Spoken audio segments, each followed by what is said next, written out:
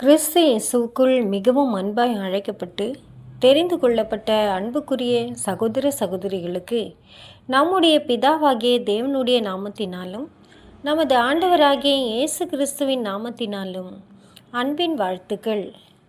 நினைவு கூறுதலின் தியானங்கள். Reference number 2787, March 19, 1. பாடத்தின் தலைப்பு பாவ நிவாரண பலி நிறைவேற்றப்பட்டது. பக்கம் 1009 முதல் 1020 முடிய. ஆதார வசனம் லூக்கா எழுதின சுவிசேஷம் 23வது அதிகாரம் 35 முதல் 53 வசனங்கள் முடிய. கிறிஸ்துவானவர் வேத வாக்கியங்களின்படி நமது பாவங்களுக்காக மரித்தார். 1 கொரிந்தியர் 15வது அதிகாரம் 3வது வசனம். அவரை பரியாசம் பண்ணின பின்பு சிவப்பான அங்கியை கழற்றி அவருடைய வஸ்திரங்களை அவருக்கு உடுத்தி அவரை சிலுவையில் அறையும்படி வெளியே கொண்டு போனார்கள். மார்க்கு எழுதின சுவிசேஷம் 15வது அதிகாரம் 20வது வசனம்.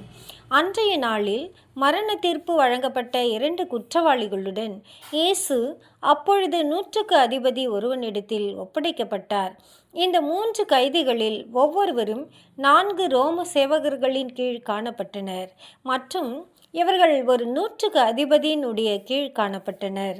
மொத்தம் 16 நபர்களாக காணப்பட்டனர். அப்பொழுது காலை 9 மணியாக இருந்தது. முந்தின இரவு முதல் உணவோ இளைப்பாறுதலோ இல்லாமல் தம்முடைய சத்துருக்களினால் குட்டப்பட்டு அடிக்கப்பட்டு சித்திரவதைக்குட்பட்டு காணப்பட்ட நமது கர்த்தர் அன்றைய வழக்கத்தின்படி அவர் சுமந்து செல்ல வேண்டிய சிலுவையின் கடினமான பாரத்தினால் வலுவிழந்து காணப்பட்டார் என பாரம்பரியம் தெரிவிக்கின்றது. இதற்கு இசைவாகவே இயேசுவுக்காக சிலுவை சுமக்கும்படிக்கு சிரேனே ஊரானாகிய சீமோன் போர் சேவகர்களால் பலவந்தம் பண்ணப்பட்டார் என்று சுவிசேஷத்தின் பதிவுகள் காணப்படுகின்றன. எனினும் சிலுவையை அவர் பின்னே சுமந்து கொண்டு வரும்படி எனும் லூக்கா அவர்களின் பதிவை வைத்து சீமோன் இயேசுவுக்கு பின்னாக சென்றார் என்றும் இயேசு சிலுவையை சுமப்பதற்கு உதவி மாத்திரமே அளித்தார் என்றும் சிலர் கூறுகின்றனர். எப்படி இருப்பினும் எஜமானுக்கு ஊழியம் புரியும் விஷயத்தில் மிகவும் பொறாமைப்படுவதற்கு ஏதுவான ஒரு வாய்ப்பையே சீமோன் பெற்றிருந்தார். அதாவது எஜமானுடைய பார பலுவை பங்கிடுவதில் மாத்திரமல்லாமல் அவருடைய அவமானத்திலும் பங்கடைவதில் மகிழ்ச்சியாய் காணப்படும். இன்றுள்ள கர்த்தருடைய ஜனங்களில் சிலரால் வாஞ்சையாய் பற்றி பிடிக்கப்படும் ஒரு வாய்ப்பை சீமோன் பெற்றிருந்தார். ஆனால் வினோதமாய் சொல்ல வேண்டும் எனில் அந்த வாய்ப்பு இப்பொழுது நம்மிடத்தில் உள்ளது. மற்றும் கர்த்தருடைய சீஷர்களாய் இருப்பவர்கள் சிலுவையை எடுத்துக்கொண்டு அவரை பின்பற்றி செல்வதற்குரிய ஸ்லாக்கியத்தில் காணப்படுகின்றனர். ஏனெனில் சிலுவையின் அவமானம் இன்னும் முடிவடையவில்லை. சிலுவையானது இன்று நாகரிகமான பாணி ஆகிவிட்டது என்பதும், சிலுவை பற்றின சிந்தனைகள் இல்லாமலும் அதன் அர்த்தம் பற்றின சிந்தனை இல்லாமலும் சிலுவையின் அவமானத்தையும் நிந்தனையையோ பாரத்தையோ சுமப்பதற்கான எவ்விதமான விருப்பம் இல்லாமலும் சிலுவை அணிகலனாக அணியப்பட்டு வருகின்றது என்பதும் உண்மைதான். ஆனால் போதகருடைய ஆவியை உடையவர்கள் இன்னமும் காணப்படுகின்றனர் மற்றும் இவர்களிடத்திலேயே அப்போஸ்தலர் இவ்வார்த்தைகளை கூறுகின்றார். அவரோடு கூட பாடுகளை சகித்தோமானால் அவரோடு கூட ஆளுகையும் செய்வோம். நாமும் சகோதரருக்காக ஜீவனை கொடுக்க கடனாளிகளாய் இருக்கிறோம். கிறிஸ்துவனுடைய உபத்திரவங்களில் குறைவானதை அவருடைய சரீரமாகிய சபைக்காக என் மாம்சத்திலே நிறைவேற்றுகிறேன். ரோமர் 8வது அதிகாரம் 17வது வசனம், 2 தீமோத்தேயு 2வது அதிகாரம் 12வது வசனம், 1 யோவான் 3வது அதிகாரம் 16வது வசனம், கொலோசையர் 1வது அதிகாரம் 24வது வசனம். மனிதனாகிய கிறிஸ்து இயேசு பரிசுத்தராகவும் குற்றமற்றவராகவும் மாசில்லாதவராகவும் பாவிகளுக்கு விலகினவராகவும் பூரணராகவும் காணப்பட்டாலும் அவர் சரீர பலத்திலோ உயரத்திலோ ராட்சதனாக இருக்கவில்லை. இதிலிருந்து பரிபூர்ண மனிதன் சரீர ரீதியில் ராட்சதன் போலவோ அல்லது காட்டு மிராண்டித்தனமான பலம் உடையவனாகவோ இல்லை என்பது தெரிகின்றது. ஏனெனில் பரிபூர்ண மனிதன் எப்படி காணப்பட்டாரோ அப்படியாகவே பரிபூர்ண மனிதனுக்கு ஈடுபலி ஆகும்படிக்கு நமது கர்த்தராகிய இயேசுவும் காணப்பட வேண்டும். அநேக மனிதர்களிடத்தில் நாம் காணும் முரட்டுத்தனமான மற்றும் காட்டு மிருகத்தனமான பலமானது மற்றவர்களிடத்தில் காணப்படும் பலவீனம் மற்றும் வலுவின்மையை போன்ற சீர்கேடே ஆகும். சொல்லப்போனால் சீர்கேடு இன்னொரு விதத்தில் இப்படியாக மிருகத்தனமாக வெளிப்பட்டுள்ளது. மிகுந்த மிருகத்தனமான பலத்துடனும் முரட்டுத்தனமான இயல்புடனும் உள்ள நபருக்கு அபூர்வமாகவே இந்த பலத்தின் அளவுக்கு தக்கதான திறமிக்க மூளையின் ஆற்றலும் சீரான மனநிலையும் காணப்படுகின்றது. சீர்திருத்தலின் வேலை நிறைவடையும் போது மனிதன் முரட்டுத்தனமான மற்றும் ராட்சத பலமுள்ள நிலைக்கு கொண்டு வரப்படுவான் என்று நாம் எதிர்பார்க்க கூடாது. மாறாக சரீர ரீதியிலும் மன ரீதியிலும் சீரான மற்றும் நேர்த்தியான நிலைக்கு கொண்டு வரப்படுவான். இன்னுமாக நமது கர்த்தருடைய 3.5 வருட ஊழிய காலமானது பொது ஜனங்கள் மத்தியில் அவர் பண்ணின பிரசங்கம் தொடர்புடைய விஷயத்திலும் தம்முடைய சொந்த சத்துவத்தை கொடுத்து அவர் செய்திட்ட அற்புதங்கள் தொடர்புடைய விஷயத்திலும் அவரது உயிராற்றலை சத்துவத்தை தொடர்ந்து செலவழித்ததாய் இருந்தது என்பதை நாம் மறந்துவிடக்கூடாது. அவரிடத்திலிருந்து வல்லமை சத்துவம் புறப்பட்டு எல்லாரையும் குணமாக்கினபடியினாலே ஜனங்கள் யாவரும் அவரை தொடும்படிக்கு வகை தேடினார்கள். லூக்கா எழுதின சுவிசேஷம் 6வது அதிகாரம் 19வது வசனம். கல்வாரியை நோக்கின பிரயாணம் ஒரு சோகம் நிறைந்த காட்சியாகும். சிலர் அழுது கொண்டே ஊர்வலத்தில் பின்தொடர்ந்தனர். இப்படியாக அனுதாபமும் இரக்கமும் கொண்டிருந்த ஸ்திரீகளிடத்திலேயே இயேசு திரும்பி, நீங்கள் எனக்காக அழாமல் உங்களுக்காகவும் உங்கள் பிள்ளைகளுக்காகவும் அழுங்கள் என்று கூறினார். லூக்கா எழுதின சுவிசேஷம் 23வது அதிகாரம் 28வது வசனம். இரட்சகருடைய எண்ணங்களானது அவரை பற்றியே முழுமையாய் மையம் கொண்டிருக்கவில்லை. மாறாக இன்னும் சீக்கிரத்தில் எவ்வாறு இந்த அநீதியானது ஜனங்கள் மீது பின்விளைவை செயல்படுத்த போகின்றது என்பதையே இயேசு சிந்தித்தவராய் காணப்பட்டார். இந்த ஜனங்களின் பிரதிநிதிகள் தேவனுக்கும் மனிதர்களுக்கும் முன்பாக இவருடைய இரத்தப்பழி எங்கள் மீதும் எங்கள் பிள்ளைகள் மீதும் வரக்கடவுது என்று கூறினவர்களாயிருந்தனர். தானியேல் மற்றும் எரேமியாவின் தீர்க்க தரிசனங்களில் குறிப்பாக தெரிவிக்கப்பட்டுள்ள எருசலேமின் மீது வரவிருக்கும் உபத்திரவத்தின் விவரங்களை நமது கர்த்தர் மனதில் கொண்டிருந்தார் என்பதில் எவ்விதமான ஐயமும் இல்லை. தானியேல் 9வது அதிகாரம் 24 முதல் 27 வசனங்கள் முடிய, எரேமியா 6வது அதிகாரம் எருசலேம் முற்றுகையிடப்பட்ட சம்பவத்தையும் எவ்வாறு ஸ்திரீகளும் பிள்ளைகளும் அக்காலகட்டத்தில் விசேஷமாய் துன்பப்பட்டார்கள் என்பதையும் நினைவு கூறும்போது எவ்வளவு சொல்லார்த்தமாகவே நமது கர்த்தருடைய வார்த்தைகள் நிறைவேறியுள்ளது என்பதை நாம் எண்ணுகின்றோம். ஒருவர் இப்படிப்பட்ட சோதனையான கடுமையான சூழ்நிலைகளில் காணப்படும் போது அவர் தம்மை பற்றி குறைவாகவும் மற்றவர்களை பற்றி அதிகமாகவும் எண்ணுவது என்பது பெருந்தன்மையுடைய மனதிற்கான அடையாளமாகும். கல்வாரியில் வந்து சேர்ந்த பின் சிலுவையில் அறையப்படுதல் நடைபெற்றது. வழக்கமாக சிலுவை தரையில் கிடத்த பெற்ற நிலையில் குற்றவாளி ஆணையினால் சிலுவையில் அறையப்படுகின்றார் மற்றும் 4 கட்டுறுதியான போர் சேவகர்கள் சிலுவையை தூக்கி அதனை குழிக்குள் பொருத்தி நிற்க பண்ணுகின்றனர். சிலுவையானது செங்குத்தான நிலைக்கு கொண்டு வரப்படும் போது ஏற்படும் குலுக்குதலினால் காயத்தின் வலி அதிகரிக்கின்றது மற்றும் தொங்கிக் கொண்டிருக்கும் சரீரத்தினுடைய பார பலுவினால் வலி கடுமையாய் அதிகரிக்கின்றது. சிலுவையில் அறையப்படுதல் என்பது மிகவும் கொடூரமாய் மரிக்க வைக்கும் முறைமையாகும். ரோமர்கள் கூட இந்த முறைமையை குற்றவாளிகள் மீது, அதாவது சட்டத்தை மீறுபவர்கள், கலக்கவாதிகள் மற்றும் கொள்ளையர்களாகிய குற்றவாளிகள் மீது செயல்படுத்துவர். இப்படியாக தீர்க்கதரிசியினுடைய வார்த்தைகளுக்கு இசைவாக இயேசு அக்கிரமக்காரரில் ஒருவராக எண்ணப்பட்டார் என்று பார்க்கின்றோம்.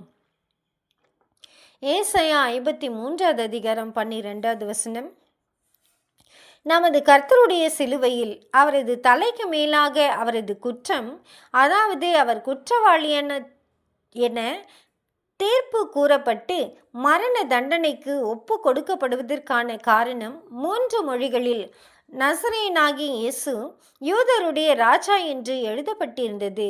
இது அதிகாரத்திற்கும் வல்லமைக்கும் பிரதிநிதியாய் காணப்பட்ட ரோமர்களின் மொழியாகிய லத்தீன் மொழியிலும், பண்பாட்டிற்கும் கல்விக்குமான மொழியாக திகழ்ந்த கிரேக்க மொழியிலும், தேவனுக்கு பயப்படுவதாக கூறிக்கொள்ளும் ஜனங்களின் எபிரேய மொழியிலும் எழுதப்பட்டிருந்தது. இதை வாசித்தவர்களுக்கு இது அவமானம் மற்றும் இகழ்ச்சிக்குரிய பட்டமாகவும் தேவ தூஷணத்திற்கான அடையாளமாகவும் காணப்பட்டது.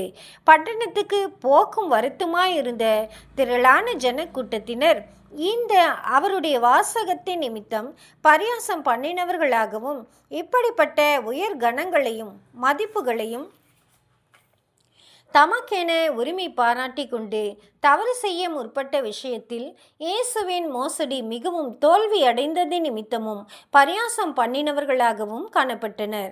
தங்களுடைய கைதி மரித்து போவதை காணத்தக்கதாக பிரதான ஆசாரியர்களும் அதிகாரிகளும் கூட அங்கு வந்திருந்தனர். தங்களது நடவடிக்கையில் உள்ள அநீதி தொடர்புடைய விஷயத்தில் அவர்களுக்கு இருந்த கொஞ்சமான மனசாட்சி குத்துதலும் கூட இயேசுவை மறிக்க பண்ணுவதில் அவர்கள் அடைந்திட்ட வெற்றியிலும், இயேசு தம்முடைய ஆபத்து காலத்தில் தம்மை ரட்சிக்க வல்லமையற்றவர் போன்று காணப்பட்டதிலும் அவர்களுடைய தீர்ப்பு நிலைநாட்டப்பட்டதினால் அடக்கப்பட்டு விட்டது போன்று தோன்றுகின்றது. பொறுப்பேற்றிருந்த போர் சேவகர்களும் கூட இயேசு மரணத்திற்கு ஒப்பு கொடுக்கப்பட்ட இக்காரியத்தில் மற்றொரு மோசடி வெளிப்பட்டுள்ளதாகவும், ராயனுடைய அதிகாரத்திற்கு எதிராக தன்னையே உரிமை பாராட்டி கொண்ட ஒருவர் அவமானமாய் மரணத்திற்கு ஒப்புவிக்கப்பட்டதாகவும் கருதினார்கள். இயேசுவின் தாயாரும் அவளுடைய சகோதரியும் சீஷனாகிய யோவானும் அவருடைய தாயாரும் மகதலேனா மரியாளும் கிளையோப்பாவின் மனைவியாகிய மரியாளும் அங்கு காணப்பட்டதாக பதிவுகள் தெரிவிக்கின்றன. யோவான் எழுதின சுவிசேஷம் 19வது அதிகாரம் 25வது வசனம், மத்தேயு எழுதின சுவிசேஷம் 27வது அதிகாரம் 56வது வசனம். இவர்கள் அனைவரும் துக்கத்தில் காணப்பட்டார்கள். இவர்களில் அநேகர் அழுது கொண்டிருந்தனர். நமது கர்த்தரால் உரிமை பாராட்டி கொள்ளப்பட்ட காரியங்கள் வஞ்சனைகள் என்று அதிகாரிகளும் ஜனங்களும் உறுதிப்படுத்தினவைகளை இவர்களால் மறுத்து கூற முடியவில்லை. அத்தகைய வல்லமையை கொண்டிருந்த அவர் மற்றும் தாங்கள் அத்தகைய ஒரு நம்பிக்கையை வைத்திட்ட அவர் எப்படி இங்கனம் தம்முடைய சத்துருக்களின் கரங்களில் ஒன்றும் செய்ய இயலாதவராக காணப்பட முடியும் என்பதை இவர்களால் புரிந்து கொள்ளவும் முடியவில்லை. கலிலேயாவின் காற்றும் அலைகளும் அவருக்கு எவ்வாறு கீழ்ப்பணிந்தன என்பதையும், அவரது கட்டளையின் வார்த்தைகளை எதிர்த்திட முடியாத அசுத்தாவிகள் எவ்வாறு பிசாசு பிடிக்கப்பட்டவர்களிடமிருந்து வெளியேற்றப்பட்டன என்பதையும் இவர்கள் நினைவு கூர்ந்தபோது தற்போது அவர் இயலாதவராக காணப்படுவதை இவர்களால் புரிந்து கொள்ள முடியவில்லை. கர்த்தரை தூஷிக்கிறவர்களுக்கு அத்தருணத்தின் போது இவர்களால் எந்த பதிலையும் கொடுக்க முடியாவிட்டாலும் இவர்கள் கர்த்தரை அன்பு கூர்ந்தார்கள். ஏனெனில் அவருடைய வல்லமையும் அவருக்கான பட்டங்கள் என்னவாக இருப்பினும் பரமபிதாவுடனான தம்முடைய உறவை அவர் கொஞ்சம் மிகைப்படுத்தியே கூறியிருந்தாலும் சரி அல்லது இல்லாவிட்டாலும் சரி, இந்த மனுஷன் பேசுகிறது போல ஒருவனும் ஒரு காலம் பேசினதில்லை. மற்றும் மனுஷர் மத்தியில் தூய்மையின் விஷயத்திலும் ஆத்துமத்தின் உயர்தன்மையின் விஷயத்திலும் இயேசுவுக்கு ஒப்பாக எந்த மனுஷனையும் இவர்கள் அறிந்திருக்கவில்லை. அவரை அன்பு கூர்ந்து அவரில் விசுவாசம் வைத்து தாங்கள் சந்திக்கின்ற இந்த முரண்பாடான சூழ்நிலை குறித்த ஏதேனும் விளக்கங்களுக்காக காத்திருப்பதை காட்டிலும் இவர்களால் வேறு எதையும் செய்ய முடியவில்லை. அன்று முதல் இன்று வரையிலான கர்த்தருடைய பின்னடியார்களின் விஷயத்திலும் இப்படியாகவே சில சமயங்களில் காணப்படுகின்றது. அவ்வப்போது புரிந்து கொள்ள முடியாத விதத்தில் கர்த்தருடைய வார்த்தைகள் தொடர்புடையதாய் சில விஷயங்கள் நடைபெறுகின்றது. மற்றும் தம்முடைய ஜனங்கள் பாடு அனுபவிக்கும்படிக்கு சிலவற்றை கர்த்தர் அனுமதிக்கின்றார்.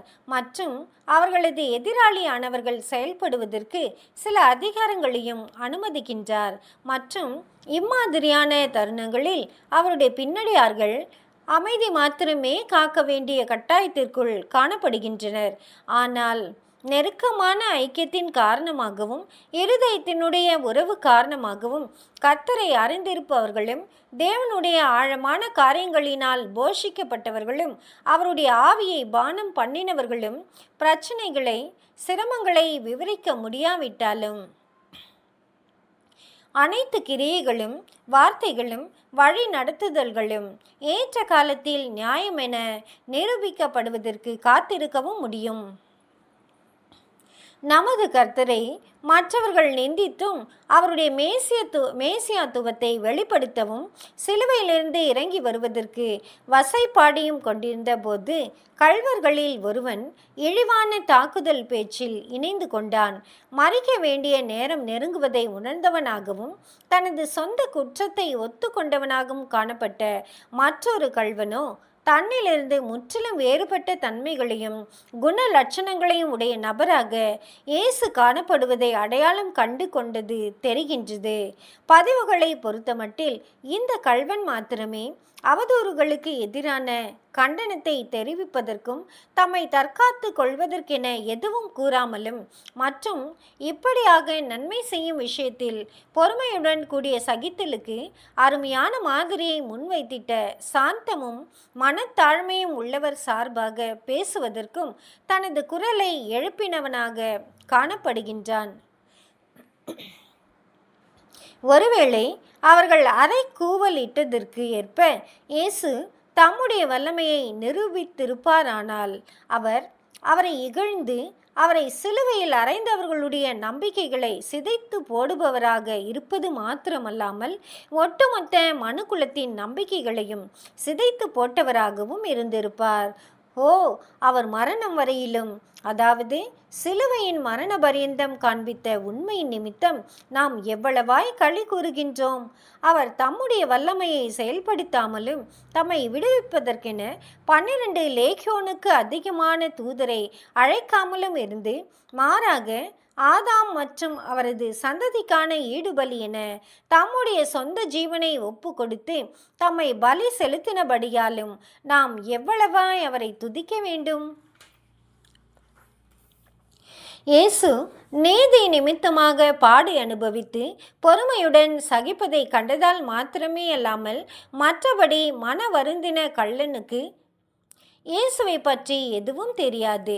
தேவனற்றவர்களாகவும் நம்பிக்கை இல்லாதவர்களுமாகிய சிலருக்கு உபத்திரவத்தின் மத்தியில் பொறுமையுடன் காணப்படும் கர்த்தருடைய பின்னடியார்களுடைய நடக்கையானது பலமான மற்றும் சிறந்த பாடமாக சில சமயங்களில் காணப்படுவது போன்றே இந்த ஜீவனுள்ள நிருபமானவர் இயேசு இந்த மனம் வருந்தின கள்வனிடத்தில் தாக்கத்தை ஏற்படுத்தினார். கர்த்தருடனான இந்த சொற்ப நேர பழக்கத்தினால் இந்த கள்வன் ஒரு பரிசுத்தவானாகிவிட்டான் என்று குறிப்பிடுவதற்கு எந்த நிரூபணமும் காணப்படவில்லை. இந்த கள்வன் ஜெயம் கொண்டவனாகவும் ராஜ்யத்தில் கிறிஸ்துவுடன் உடன் சுதந்திரவாளியாகவும் காணப்படத்தக்கதான குணலட்சணத்தை அவ்வேளையில் கொண்டிருந்தான் அல்லது வளர்த்து கொள்ள முடிந்தது என்று சொல்வதற்கும் எந்த நிரூபணமும் இல்லை. இம்மாதிரியான கருத்துக்களுக்கு எதிர்மாறாகவே அனைத்தும் காணப்பட்டன. கள்வன் தான் ஒரு குற்றவாளி என்றும் நியாய பிரமாணத்திற்கு சட்டத்திற்கு ஏற்ப மரணத்திற்கு பாத்திரவான் என்றும் இயேசு குற்றமற்றவர் என்றும் எதிர்கால ராஜ்யம் தொடர்புடையதாய் இந்த அருமையான மனிதனாகிய இயேசு உரிமை பாராட்டி கொண்ட விஷயங்கள் கொஞ்சமேனும் நிகழ்வதற்கு வாய்ப்புள்ளது என்றும் உணர்ந்து மாத்திரம் கொண்டான். இயேசுவின் சார்பில் ஒரு வார்த்தையாகிலும் கூறிவிட்டு பின்னர் ஒருவேளை இயேசு கூறியிருந்த பிரகாரமாகவே ராஜ்யத்தை பெற்றுக்கொண்டு வரும்போது தான் அவர் சார்பில் பேசினதை தயவாய் நினைவு கூர்ந்து அவரது ராஜ்யம் வருகையில் தனக்கு இரக்கம் பாராட்டும்படிக்கு இயேசுவிடம் கள்வன் வேண்டிக் கொள்ள வேண்டும் என்றிருந்தான். பரதீஸ் வாக்களிக்கப்பட்டது.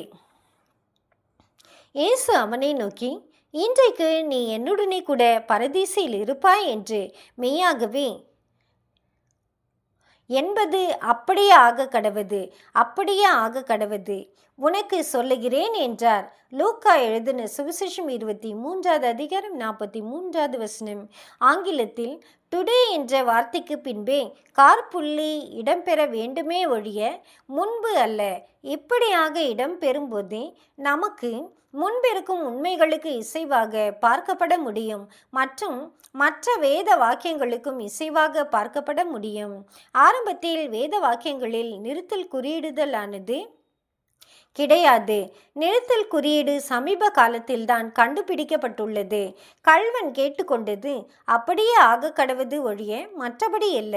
பாவம் உலகத்தில் பிரவேசித்த போது தண்டனையின் ஒரு பாகமாக எழுந்து போகப்பட்டதும் கல்வாரியில் அப்பொழுது இயேசுவால் நிறைவேற்றப்பட்ட பலியினால் மீட்கப்பட்டதுமான பரதீஸ் இயேசுவின் ராஜ்யம் வரும்போது அந்த ராஜ்யத்தின் விளைவாக திரும்ப அடையப்படும். அவர் தம்முடைய இரண்டாம் வருகையின் போது ராஜ்யத்தில் வருகையில் கள்வன் கேட்டுக்கொண்டது போல ராஜ்யத்தில் கள்வனை நினைவு கூறுவார். மற்றும் சந்தேகத்திற்கிடமின்றி நமது அருமை மீட்பருடைய சோதனையான வேளையில் ஆறுதலான வார்த்தைகளை பேசினதற்காக திரளான பலன்களை கள்வன் அடைய பெறுவான். ஆனால் இந்த பலனானது சிங்காசனத்திலோ ராஜ்யத்திலோ கிறிஸ்தனுடைய சரீரத்தின் அங்கத்தினர்களாக காணப்படும் ஸ்தானமாக நிச்சயமாய் இருக்க போவதில்லை. ஏனெனில் தெரிந்து கொள்ளப்பட்டவர்கள் மத்தியிலான இந்த ஸ்தாபனம் என்பது தேவனுடைய அருமையான குமாரனுக்கொத்த சாயலை அடைபவர்களுக்கு மாத்திரமே கொடுக்கப்படுகின்றது. ரோமர் 8:29 இதை தவிர பரிசுத்த ஆவியினால் ஜெனிப்பிக்கப்படாத எவரும் இந்த ஸ்தானத்தை அடையவும் முடியாது. மற்றும் இயேசுவின் மரணம், உயிர்த்தெழுதல் மற்றும் பரமேறுதலுக்கு பிற்பாடு பெந்தகொஸ்தே நாளில் பரிசுத்த ஆவியானது பணிவிட வீட்டாரிலிருந்து புத்திரர் வீட்டாருக்கு கொண்டு வரப்படுவதற்கென காத்திருந்தவர்கள் மேல் வருவதற்கு முன்பு வரையிலும் புதிய சுபாவத்திற்குள்ளாக ஜெனிப்பிக்கும் வல்லமையாக பரிசுத்த ஆவியானது அருளப்படவில்லை. யோவான் எழுதின சுவிசேஷம் 1:12. யோவான் எழுதின சுவிசேஷம் 7:39. கள்வன் நன்கு குணலட்சணத்தில் வளர்ச்சியடைந்து ராஜ்யத்தில் ஏதேனும் பங்கடைவதற்கு முன்னதாகவே சீக்கிரத்தில் மரித்து போய்விட்டான். அதாவது யோவான் ஸ்நானன் சீக்கிரமாய் மரித்து போனது போல மரித்து போய்விட்டான். இந்த யோவான் ஸ்நானனை குறித்து நமது கர்த்தர், யோவானை பார்க்கிலும் பெரிய தீர்க்கதரிசி இல்லை என்றாலும் பரலோக ராஜ்யத்தில் சிறியவனாய் இருக்கிறவன் ராஜ்யத்தில் கிறிஸ்துவுடன் ஆவியில் ஜெனிப்பிக்கப்பட்ட சபையாக உடன் சுதந்திரர்களாக இருப்பவர்கள் அவனிலும் பெரியவனாய் இருக்கிறான் என்று கூறினார். மத்தேயு எழுதின சுவிசேஷம் 11:11.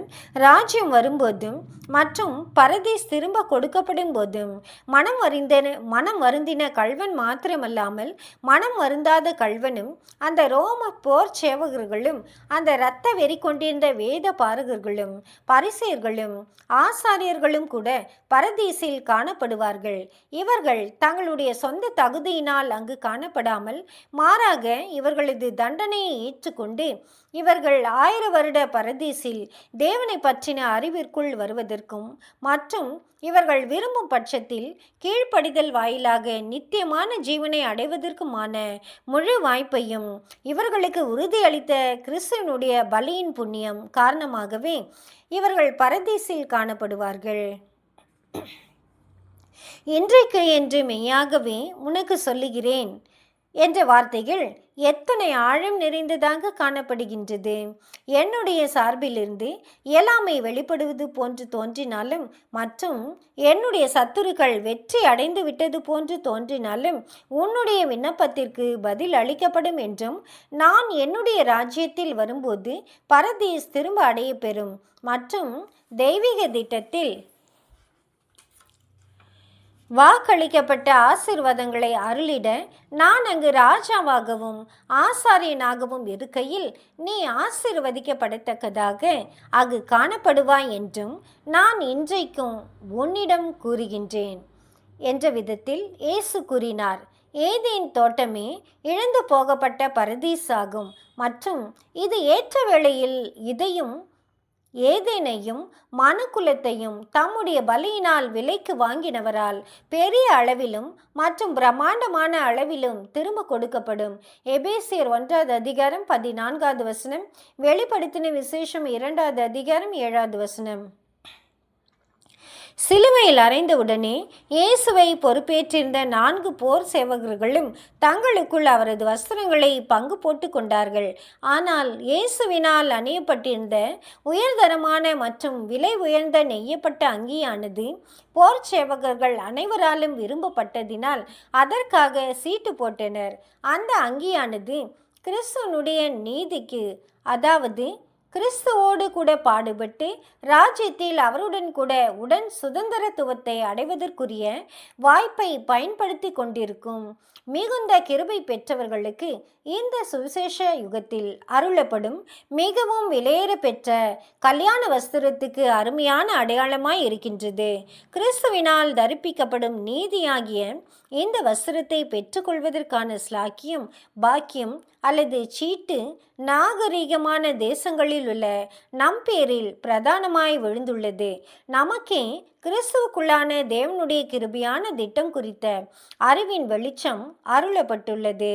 அந்த அங்கியானது அடையாளப்படுத்தும் கிருபைகளை பெற்றுக்கொள்வதற்குரிய ஸ்லாக்கியம் அல்லது சீட்டு நம்முடையதாய் இருக்கின்றபடியால் நாம் எவ்வளவு நன்றி உள்ளவர்களாய் காணப்பட வேண்டும்.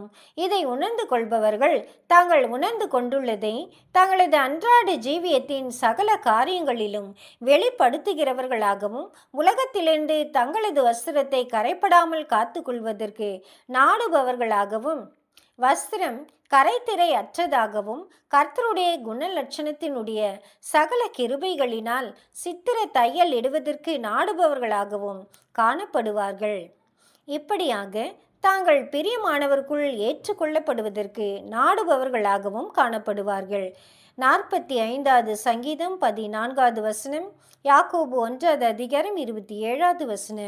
சிலுவையில் அறையப்பட்ட பின் மதியம் துவங்கி நமது கர்த்தர் மரித்த பிற்பாடு 3 மணி வரையிலும் நீடித்திருந்த இருளானது மிகவும் குறிப்பிடத்தக்கதான ஒன்றாகும் மற்றும் இது ஆழமான ஒரு தாக்கத்தை ஏற்படுத்தினது. புதிதாக கண்டுபிடிக்கப்பட்டு பேதுருவின் சுவிசேஷம் என்று அழைக்கப்படும் சுவிசேஷமானது இந்த இருளை குறித்து பின்வருமாறு குறிப்பிடுகின்றது. அநேகர் இரவு வேளை என்றெண்ணி விளக்குகளோடு போய் வந்தார்கள் மற்றும் இயேசு சிலுவையிலிருந்து எடுக்கப்படும் போது பூமி அதிர்ச்சி ஏற்பட்ட வேளை வரையிலும் இருள் நீடித்திருந்தது.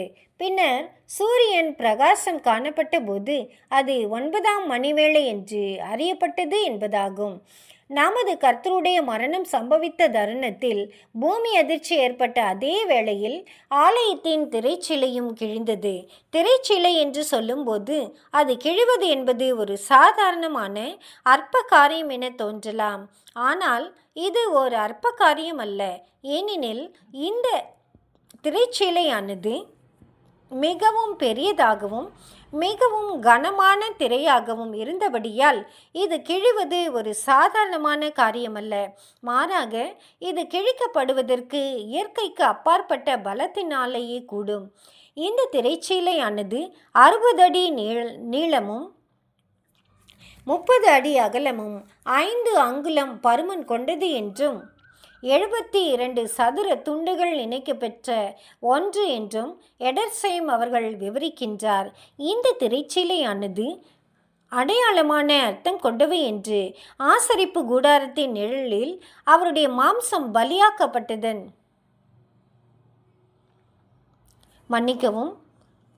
இந்த திரைச்சீலையானது அடையாளமான அர்த்தம் கொண்டவை என்று ஆசரிப்பு கூடாரத்தின் நிழல்களில் பார்த்திருக்கின்றோம். இது நமது கர்த்தருடைய பலி நிறைவேற்றப்பட்டதின் வாயிலாக அவருடைய மாம்சம் பலியாக்கப்பட்டதின் காரணமாக திரைக்கு அப்பால் அவர் நமக்கு ஜீவனுக்கான புதிய மார்க்கத்தை திறந்து வைத்ததை அடையாளப்படுத்துகின்றதாய் இருக்கின்றது. ஆகவே தேவனாகிய கர்த்தர் திரையை கிழிப்பதன் வாயிலாக இயேசுவின் மரணமானது மகா பரிசுத்த ஸ்தலத்திற்கு, அதாவது பரலோகத்திற்கு வருவதற்கான வழியை சாத்தியமாக்கிற்று என்பதை வெளிப்படுத்தினவராக இருந்தார். இன்னுமாக திரைச்சிலையானது மேல் துவங்கி கீழ்வரை கிழிந்தது என்ற காரியமானது இது தேவனால் நடைபெற்றது என்றும் அதன் ஆரம்பம் துவங்கி முடிவு வரை மனித திட்டமிடுதலும் பிரயாசமும் அதில் இல்லை என்றும் தெரிவிக்கின்றதா இருக்கின்றது. பிதாவே, உமது கையில் என் ஆவியை ஒப்புவிக்கிறேன்.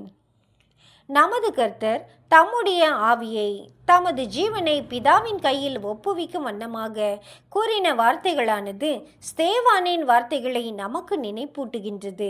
அப்போஸ்தலருடைய நடபடிகள் 7வது அதிகாரம் 59வது வசனம். நம் அனைவரையும் போல் ஸ்தேவானுக்கும் ஒப்புவிப்பதற்கு கொஞ்சமே இருந்தது. ஆதாமிடமிருந்து வரும் ஜீவனுக்கான ஆவி, அதாவது ஆதாம் வழியான ஜீவன் ஏற்கனவே பறிமுதல் பண்ணியாகிவிட்டது. மற்றும் தேவனிடம் ஸ்தேவானால் ஒப்புவிக்க முடிந்த ஜீவன் என்பது ஜீவன் அளிப்பவராகிய இயேசுவின் மூலமாய் விசுவாசத்தினால் அடையப்பெற்ற கருதப்பட்ட ஜீவனே ஆகும். நமது கர்த்தருடைய விஷயத்திலோ காரியங்கள் வித்தியாசமாய் காணப்பட்டது. பாவத்தினால் ஒருபோதும் பறிமுதல் செய்யப்படாத ஜீவனுக்கான உரிமைகளை இயேசு கொண்டிருந்தார். மற்றும் அதையே இயேசு ஆதாமுக்கும் அவரிடமிருந்து பறிமுதல் பண்ணப்பட்ட ஜீவனின் ஆவிக்குமான ஈடுபலி விலைக்கிரயமாக பிதாவிடம் ஒப்புவித்தார். எனினும் பிதாவினுடைய சொந்த வல்லமையினால் தாம் மரணத்திலிருந்து எழுப்பப்படுவார் என்பதான பிதாவின் வாக்குத்தத்தத்தில் நமது கர்த்தர் உறுதியாய் விசுவாசம் கொண்டிருந்தார். இன்னுமாக ஜீவனுக்குள் எழுப்புவதாக வாக்களித்துள்ள தேவன் அதை செய்வதற்கும் தம்மை மரணத்தின் நிலையிலிருந்து திவ்ய சுபாவத்திற்கும் அதன் மகிமைக்கும் கனத்திற்கும் அழியாமைக்கும் கொண்டு வருவதற்கும் மிகுதியாய் விருப்பமும் வல்லமையும் உடையவராய் இருக்கின்றார் என்றும் இயேசு தேவனில் விசுவாசம் கொண்டிருந்தார். இப்படியாக நமது கர்த்தர் தமது ஆவியை விட்டார், அதாவது ஜீவனுக்கான ஆவியை விட்டார், அதாவது மரித்தார். மற்றும் பிதா தம்முடைய சொந்த வல்லமையினால் 3ஆம் நாளில் தம்மை மரணத்திலிருந்து எழுப்புவது வரையிலும் மரணத்திலேயே காணப்பட்டார். இறுதி காட்சிகள் நமது கர்த்தருடைய நண்பர்களுக்கு மாத்திரமல்லாமல் அவருடைய சத்துருக்களுக்கும் கூட மிகவும் வியப்பான எண்ணங்களை தூண்டினவைகளாக இருந்தது என்பது நிச்சயமே. மற்றும் நிசப்தமும் கவலையின் உணர்வுகளும் நிலவின. இருள் வர வர அவருடைய சத்துருக்களின் வசை மொழிகள் நின்றன. இறுதியில் அநேகர் அங்கு நிகழ்ந்தவைகள் குறிப்பிடத்தக்கவைகள் என்று ஒத்துக்கொள்ளும் நிலையில் காணப்பட்டனர். மற்றும் மெய்யாகவே இந்த மனுஷன் தேவனுடைய குமாரன் என்று கூறி போதகர் உரிமை பாராட்டியிருந்த விஷயங்களை ஓரளவுக்கு உறுதி செய்து கொண்டார்கள். மார்க் எழுதின சுவிசேஷம் 15வது அதிகாரம் 39வது வசனம். நமது கர்த்தருடைய மரண தருவாயில் வெளிப்பட்ட மகத்துவமான தன்மைகளானது அவருடைய நண்பர்களில் சிலருக்கு மிகுந்த தைரியத்தை அளித்ததாக தெரிய வருகின்றது. இப்படிப்பட்ட நண்பர்களில் இருவர் யோசேப்பும் நிக்கோதேமுவும் ஆவார்கள். இவர்கள் இயேசுவை தண்டனை தீர்ப்புக்குள்ளாக்கின ஆலோசனை சங்கத்தின் அங்கத்தினர்கள் ஆவார்கள். இவர்கள் ஒன்றில் தண்டனை தீர்ப்பு வழங்கும்போது இல்லாமல் இருந்திருக்க வேண்டும், அல்லது தண்டனை தீர்ப்பிற்கு எதிராக தங்களது வாக்குகளை தெரிவித்தவர்களாக இருந்திருக்க வேண்டும். இவர்கள் யூதருக்கு பயந்ததினால் இயேசுவிடத்திலான தங்களது ஈடுபாட்டை ஒப்புக்கொள்ளும் பட்சத்தில் தங்களது புகழ் குறைந்து விடுமோவென ஒரு காலத்தில் மிகவும் ஜாக்கிரதையாய் காணப்பட்டனர். ஆனால் இப்பொழுதோ கர்த்தர் தங்களது நண்பர் என ஒத்துக்கொள்வதற்கும் அவரது அடக்க செயல்களை ஒழுங்குபடுத்துவதற்கும் தைரியம் அடைந்தனர். யோவான் எழுதின சுவிசேஷம் 19வது அதிகாரம் 39வது வசனம். இந்த ஆஸ்தியும் செல்வாக்கும் மிகுந்த மனுஷர்கள் தாமதமாய் இயேசுவை குறித்து ஒப்புக்கொள்ளும் காரியமானது வழியையும் சத்தியத்தையும் ஜீவனையும் ஒப்புக்கொள்வது தொடர்புடைய விஷயத்தில் ஆஸ்தியும் செல்வாக்கும் மிகுந்த மனிதர்களுக்கு தடையாக இருக்கும் விசேஷித்த சிரமங்களை நமக்கு நினைப்பூட்டுகின்றது. இன்று அநேக ஐஸ்வர்யவான்களும் செல்வாக்கு மிக்க அநேகரும் சபைகள் மயமான மார்க்கத்தின் பிரபலம் காரணமாக சபைகளின் ஊழியங்களில் முன்னிலை ஸ்தானம் வகிக்கின்றவர்களாய் காணப்படுவது உண்மையே. ஆனால் உண்மையான சபையாகிய கிறிஸ்துவின் சரீரத்தை சபைகள் மயமான மார்க்கத்துடன் குழப்பி பார்க்கக்கூடாது. இந்த உண்மை சபையானது கர்த்தர் போன்று உலகத்தின் கண்ணோட்டத்தில் செல்வாக்கு, அதிகாரம் அல்லது ஐஸ்வர்யம் அற்றதாக காணப்படுகின்றது. இந்த பாவ நிவாரண நாள் எனும் மாபெரும் நாடகம் நிறைவடையும் போது கிறிஸ்துவின் கடைசி அங்கத்தினன் அவனது பலியை நிறைவேற்றி முடிக்கும்போது ஐஸ்வர்யவான்களிலும் செல்வாக்கு மிக்கவர்களிலும் அநேகர் இந்த தாழ்மை உள்ளவர்களை கனப்படுத்துவதற்கும் இவர்களின் கல்லறைகளை அலங்கரிப்பதற்கும் முன்வருவார்கள் என்பதில் ஐயமில்லை. பலி செலுத்துவதற்கான காலத்தில் இந்த ஐஸ்வர்யவான்கள் தைரியமாய் முன்வந்து தங்களது சொந்த பலிகளை பலிபீடத்தின் கொம்புகளில் கட்டி வைத்திருந்திருப்பார்களானால் இது அவர்கள் தங்களது அழைப்பையும் தெரிந்து கொள்ளுதலையும் உறுதிப்படுத்தி கொள்ளும் விஷயத்தில் இன்னும் அதிகம் நன்மைக்கு ஏதுவானதாய் இருந்திருக்கும். 118வது சங்கீதம் 27வது வசனம். ஒப்புரவாகுதல். கிறிஸ்தவ சமயம் என்னும் பெயரிலும் வேத வாக்கியங்களை வைத்து கொண்டும் தேவனுக்கும் மனிதனுக்கும் இடையிலான ஒப்புரவாகுதல் தொடர்புடைய விஷயத்தில் பல்வேறு கோட்பாடுகள் வந்துள்ளது. கல்வாரியில் தம்முடைய மரணத்தில் நமது கர்த்தரால் நிறைவேற்றப்பட்ட வேலையானது நித்தியமான ஜீவன் மற்றும் பரமபிதாவுடன் ஒப்புரவாகுதல் தொடர்புடைய விஷயத்திலுள்ள சகல மனிதனுக்கான நம்பிக்கைகளுக்கு அஸ்திபாரமாக காணப்படுகின்றது என்று சிலர் ஒப்புக்கொள்கின்றனர். ஆனால் மற்றவர்களோ இதை மறுதலித்து மனிதனுக்கும் தேவனுக்கும் இடையிலான உறவானது ஒருபோதும் துண்டிக்கப்படவில்லை என்றும் மீண்டும் ஒப்புரவாகிக் கொள்வதற்கென எந்த ஈடுபலியும் தேவையில்லை என்றும் எந்த விழுகையும் நடைபெறவில்லை என்றும் ஆகவே முன்னிருந்த நிலைக்கு கொண்டு வரப்படுவதற்கு அவசியம் எதுவும் இல்லை என்றும் இப்படியான எந்த திரும்ப பெறுதலும் நமது கர்த்தர் இயேசுவின் மரணத்தினால் அடையப்பெறவில்லை என்றும் உள்ள காரியங்களை முன்வைக்கும் கோட்பாடுகளை கொண்டு வருகின்றனர். நமது கர்த்தரின் மரணத்தினுடைய மீட்பு எனும் பலனை மறுதலிக்கும் இந்த கோட்பாடுகளானது கர்த்தர் மனுக்குலத்திற்கு ஒரு மாபெரும் போதகராக மாத்திரமே பணி ஆற்றினாரே ஒழிய எந்த விதத்திலும் மீட்பராக இருந்ததில்லை என்று கூறி அவருக்கான கனத்தை எடுத்து போடுகின்றதா இருக்கின்றது. ஈடுபலியை புறக்கணிக்கும் இந்த தவறான கோட்பாடுகளானது அதிகரித்தும் உறுதியடைந்து கொண்டும் மற்றும் திவ்ய வார்த்தைகளிலும் யுகங்களுக்கு அடுத்த திட்டங்களிலும் நன்கு வேரூன்றாதவர்களையும் உறுதியடையாதவர்களையும் நாளுக்கு நாள் அதிகம் ஈர்த்து கொண்டும் வருகின்றது. ஆகவே யோர்தானில் கர்த்தரால் பண்ணப்பட்ட அர்ப்பணிப்பில் ஆரம்பித்து கல்வாரியில் அவரது சுவாசம் நின்றதுடன் நிறைவடைந்த நமது கர்த்தருடைய பலி எனும் மாபெரும் காரியத்தின் நடவடிக்கையின் மீது இரட்சிப்பிற்கான முழு திட்டமும் மையம் கொண்டுள்ளது எனும் வேத வாக்கியங்களின்படியான உண்மையின் மீது விசேஷித்த கவனத்தை கொண்டு வருவது தகுந்த காரியமாகும். இதனை விசுவாசித்து ஏற்றுக்கொள்பவன் அந்த பலியின் புண்ணியத்தில் தனக்கான பங்கை அடைவதற்குரியவனாகிறான். இதனை மறுதலிக்கிறவன் தேவனிடத்தில் ஒப்புரவாகுதற்கும் நித்திய ஜீவனை அடைவதற்கும் உரிய ஒரே நாமத்தையும் ஒரே விசுவாசத்தையும் மறுதலிக்கிறவனுமாய் இருக்கிறான். ஒரு கோட்பாட்டினால் மனிதன் ரட்சிக்கப்படுவான் என்று நாம் கூற வரவில்லை. மாறாக இந்த சுவிசேஷ யுகத்தில் தேவனுடன் இசைவுக்குள் வருகின்றவர்கள் அனைவரும் கிறிஸ்துவின் விலையேற பெற்ற இரத்தத்தின் மீதான விசுவாசத்தின் மூலமாக தேவனிடம் வர வேண்டும் என்பதினால் தெளிவான கோட்பாடுகளின் மீதான தெளிவான விசுவாசத்தை அல்லாமல் வேறு விசுவாசத்தை தேவனால் ஏற்றுக்கொள்ள முடியாது என்றும் நீதிமானாக்கப்படுதலுக்கும் ஒப்புரவாக்குதலுக்குமான அடித்தளமாக இருக்கும் கிறிஸ்துவின் மரணத்தை புறக்கணிக்கும் எந்த கோட்பாடுகளும் வேத வாக்கியங்களால் அங்கீகரிக்கப்படாதவைகள் என்றும் இப்படியான கோட்பாடுகளினால் எவ்விதமான பயனும் இல்லை என்றுமே நாம் கூறுகின்றோம். ஆகையால் வேறு ஏதாகிலும் ஒரு விசுவாசத்தின் அடிப்படையிலும் வேறொரு கோட்பாட்டின் அடிப்படையிலும் தேவனிடம் உறவு கொண்டிருப்பதாக கூறிக்கொள்பவர்கள் அனைவரும் தங்களை ஏமாற்றி கொண்டிருப்பவர்களாக இருக்கின்றனர். இப்படிப்பட்டவர்கள் பிதாவுடனோ குமாரனுடனோ ஒப்புரவாகாதவர்களாகவும் தங்களது பாவங்களிலிருந்து நீதிமான் ஆக்கப்படாதவர்களாகவும் கிறிஸ்துவின் சரீரமாகிய சபையின் ஆகாதவர்களாகவும் காணப்படுகின்றனர்.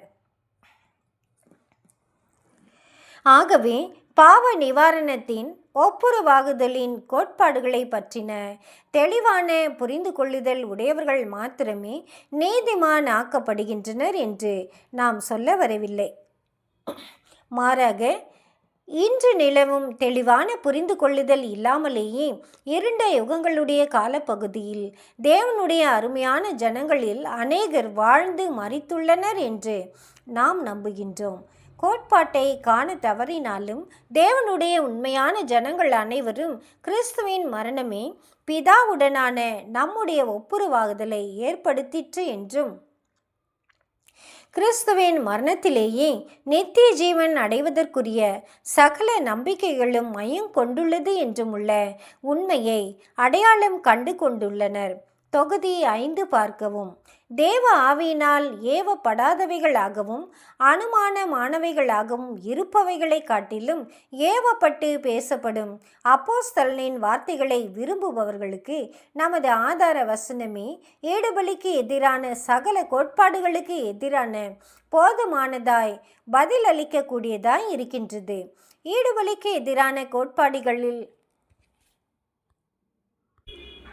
ஒன்றான கிறிஸ்தவ விஞ்ஞானம் என்பது பாவம் என்ற ஒன்று இல்லை என்பதினால் தண்டனை என்ற ஒன்றும் இல்லை என்றும் மரணம் என்ற ஒன்று இல்லை என்பதினால் கிறிஸ்துவும் மரிக்கவில்லை என்கிறது.